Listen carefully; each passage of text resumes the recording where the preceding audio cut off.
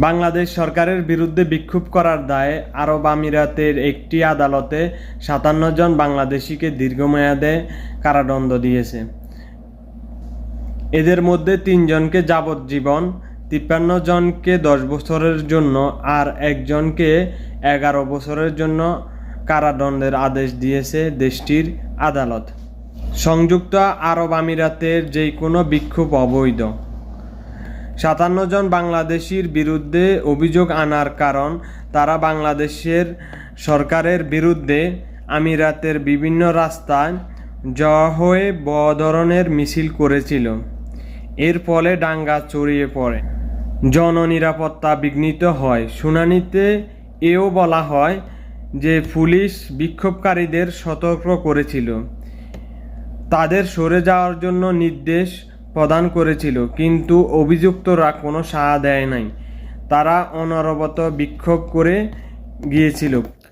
এছাড়াও সৌদি আরবের রিয়াদ শহরের হারায় বিক্ষোভ করায় ১০ জন বাংলাদেশিকে গ্রেপ্তার করে সৌদি পুলিশ।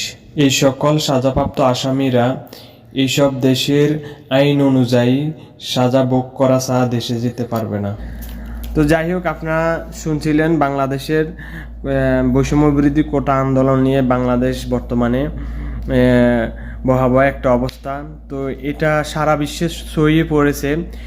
ইতিমধ্যে আপনারা শুনছেন বা জেনেছেন সৌদি আরব সহ মিডল ইস্টের অনেকগুলা দেশে এই ধরনের বিক্ষোভ হয়েছিল এবং ইউরোপ আমেরিকাতেও হয়েছিল।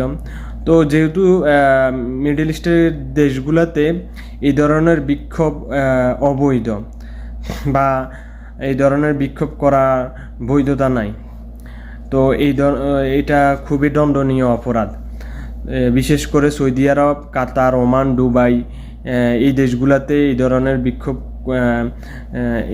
এই দেশের সরকার কোনোভাবে গ্রহণযোগ্যভাবে নিবে না। তো আসলে আমরা সবাই অতি উৎসাহী, আমরা বাংলাদেশিরা অতি উৎসাহী।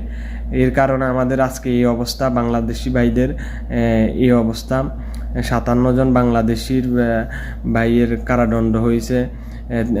এদের মধ্যে ৩ জন আপনারা শুনছিলেন যাবজ্জীবন। তো আসলে এদের পরিবারের কি হবে আল্লাহ ভালো জানেন। তো যাই হোক, আপনারা যারা প্রবাসে আছেন, বিশেষ করে মিডল ইস্টে আরব দেশগুলোতে, তাদের প্রতি অনুরোধ থাকবে আপনারা এই ধরনের দাঙ্গা বা বিক্ষোভ থেকে বিরত থাকবেন বা আপনার বন্ধু বান্ধবকেও এগুলা থেকে বিরত থাকতে বলবেন। তো সবাই ভালো থাকবেন, সুস্থ থাকবেন।